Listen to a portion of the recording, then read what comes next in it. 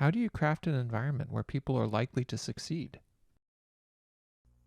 It's it's a good question, and and it's a tough one. I can tell you like different attributes that make up a good environment, um, but it's a whole bunch of small steps that end up creating that environment, as opposed to one silver bullet to be like, if you just do X, Y, and Z, you will have a good environment.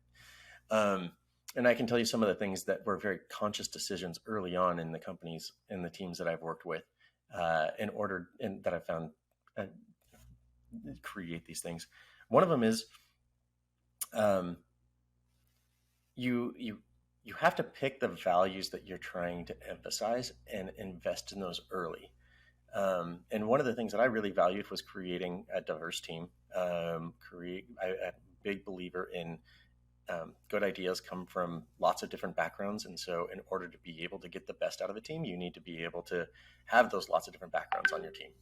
Um, and and so if you're not careful when you're thinking about some of this stuff, you can end up building a team, get 5 or 10 people into a team, and they all look the same, and they don't have that diversity of background or experience, um, or and it becomes very myopic in its thinking. Uh, and then adding, let's say you're 10 people in, and they're all dudes, right? And they're all working on this project, and you're like, oh no, I've just created this team that's totally not diverse in any way with respect to gender. Um, Finding that first woman who wants to join the team when there's already 10 people on it that don't look like them, or come from a similar background, it becomes exceptionally difficult. And so you have to seed right from the beginning the type of backgrounds that you're and the types of diversity that you're looking for on a team, and then it propagates more naturally over time. But if you, it doesn't take long before you have a string, especially in the beginning, a string of 3 or 4 hires that are all very similar, and then it becomes very difficult to change that pattern when you're a small end count, right? So the good news is your small end count. So if you focus on it, you can change it quickly. Um, but it becomes very difficult. So I think that's one of the things is like really understand, bet on your own success, and then build the teams as if you're trying to build for that success, and with the right ratios and the makeup of what you're looking for from the different backgrounds and perspectives.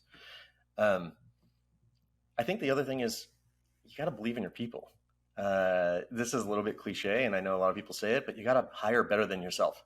Um, I feel very fortunate that we got the opportunity to work together for a bit.